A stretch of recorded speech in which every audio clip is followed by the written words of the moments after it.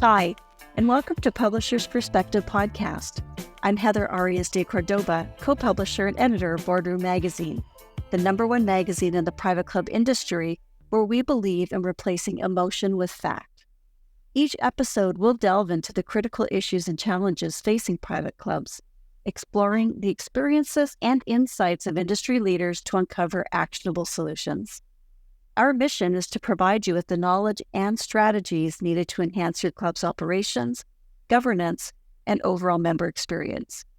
So let's get started. This is John Fornaro's Publisher's Perspective for January-February 2025.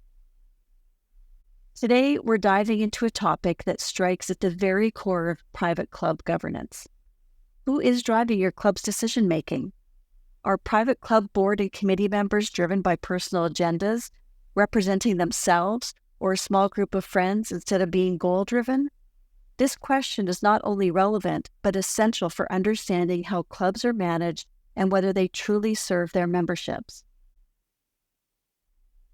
The reality is, personal agendas often infiltrate club governance when board or committee members prioritize their interests or those of a small circle of friends. Brett Morris, GM and COO at the club at Admiral's Cove, explains that such behavior can undermine objectivity, erode trust, disrupt operations, and damage the club culture. The consequences can be severe, leading to inefficient operations, wasted resources, and even legal or reputational harm. This problem often manifests in skewed priorities, where key initiatives are neglected in favor of short-term or self-serving decisions. Henry Delosier, principal with GGA Partners, stresses the need for board members to act without conflict of interest, or at the very least, to disclose conflicts and recuse themselves when necessary.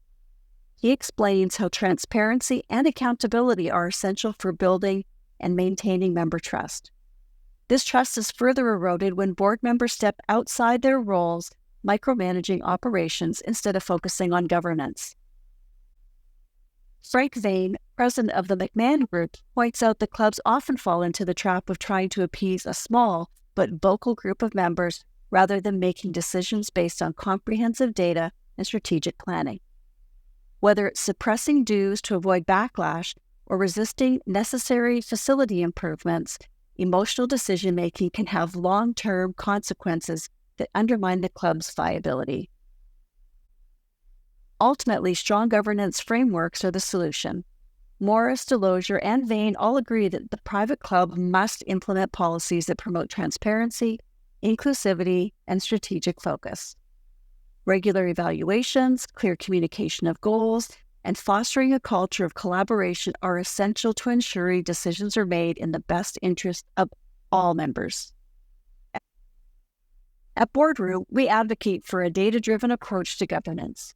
Moving away from emotional decision-making and embracing strategic leadership will determine which clubs thrive and which clubs fall behind. As we continue to address these issues through our articles, interviews, and podcasts, we encourage you to consider how these lessons apply to your own club's governance. Thank you for joining me today for our Publisher's Perspective podcast. I'm Heather Arias de Cordoba, co-publisher and editor of Boardroom Magazine. Remember, strong governance and strategic leadership are the keys to a thriving club. Until next time, keep replacing emotion with fact. Stay informed, stay inspired, stay engaged with Boardroom Magazine.